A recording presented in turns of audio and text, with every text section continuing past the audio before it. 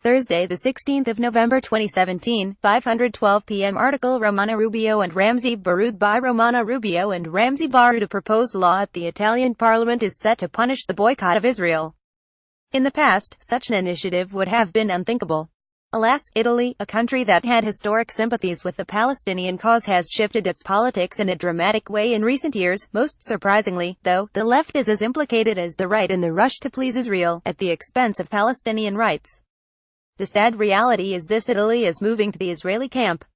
This is not only pertinent to political alignment, but in the reconfiguration of discourse as well. Israeli priorities, as articulated in Zionist Hasbara official propaganda, have now become part of our everyday lexicon of Italian media and politics. As a result, the Zionist agenda is now part and parcel of Italian political agenda as well. Italy's anti-fascist, anti-military occupation and revolutionary past is being overlooked by self-serving politicians, growingly beholden to the pressures of a burgeoning pro-Israel lobby. Rewriting history during the so-called First Republic, 1948 to 1992, Italy was considered the Western European country most sympathetic to the Palestinian struggle, not only because of a widespread feeling of solidarity among Italians, but also because of the political environment at the time. Then, Italian leaders were perfectly aware of the country's unique position in the Mediterranean area. While they were keen on displaying loyalty to the Atlantic Alliance, they also established good relations with the Arab world. Maintaining this balance was not always easy and had led to what it is now being perceived as radical choices, which are now being disowned and criticized. The pro-Israel trend has been in motion for years.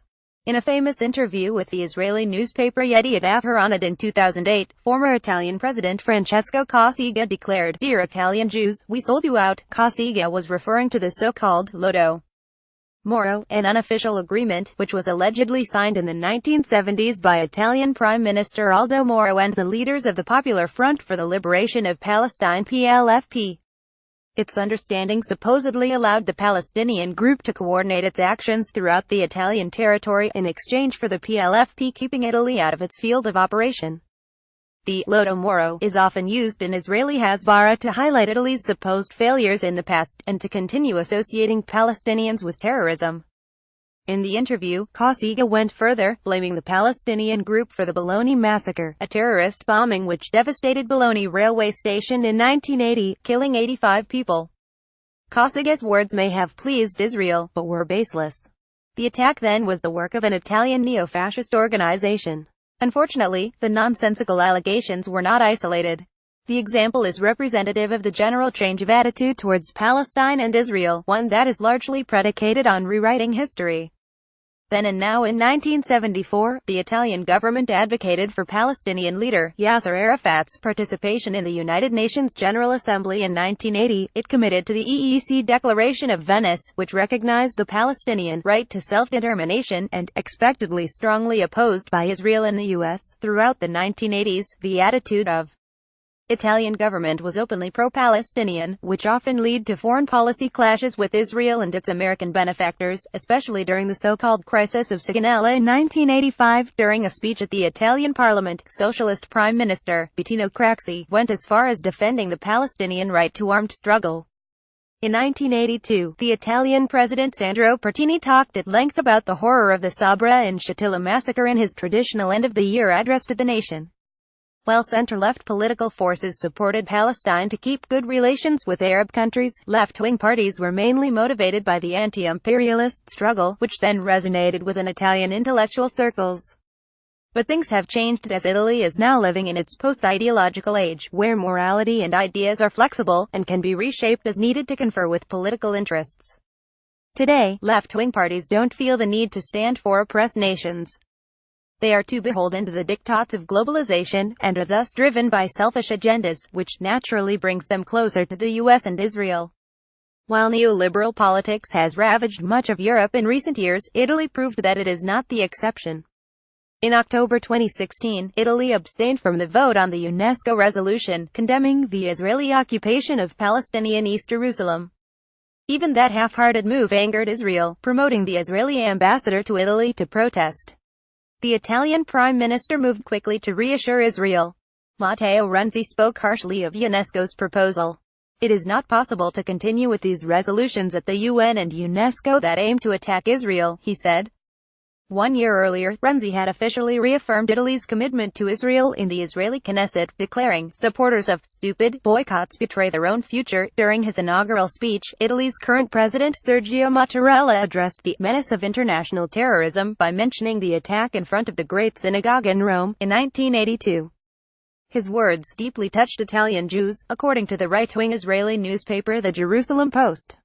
Rising Zionist-influenced Zionist groups constantly try to sway Italian public opinion. Their strategy is predicated on two pillars: infusing Israel's sense of victimhood, as in Poor Little Israel, fighting for survival among a sea of Arabs and Muslims, and injecting the accusation of anti-Semitism against anyone who challenges the Israeli narrative. The Hasbara instruments are working, as Italian politics and even culture through the media are increasingly identifying with Israel. Worse still, the pro-Israel feeling is now completely accepted among left-wing political parties as well. According to Ugo Giannangalli, a prominent criminal attorney who devoted many years to defending Palestinians' rights, the Italian parliament is working on several laws, with the sole purpose of winning Israel's approval. One of these initiatives is Draft Law 2043 Anti-Discrimination Act. It ought to be called the Anti-bds Act. The signatories compare boycott of Israel to disguised anti-Semitism. If approved, the legislation would provide exemplary punishment for BDS campaigners. Among the signatories is Emma Fattorini, member of the Italian Democratic Party and also member of the Committee for the Protection and Promotion of Human Rights. Palestinian rights are, of course, of no concern to Fattorini at the moment, since it appears nowhere in her human rights agenda. Another signatory is Paolo Corsini, who abandoned the Democratic Party and moved to left-wing party MDP, Article 01. Corsini was also the rapporteur of the agreement between Italy and Israel on public safety, already ratified by the Italian parliament. The agreement strengthens the relationship between the two countries in a more effective way, in exchange for Israeli sharing of information on public order and how to control mass protests. Only few voices are being raised against Italy's political and cultural subordination to Israel. Italian politician Massimo D'Alema, also a former foreign minister, criticized the changing Italian policies. In an interview with the Huffington Post, he criticized Italy and Europe over their willingness to please Israeli leaders. He called on the left to reclaim its historic role in support of the Palestinian people.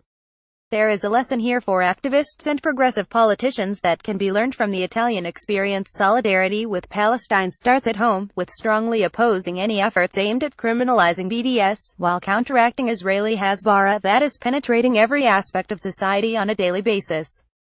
Romana Rubeo is a freelance translator based in Italy. She holds a master's degree in foreign languages and literature, and she is specialized in audiovisual and journalism translation.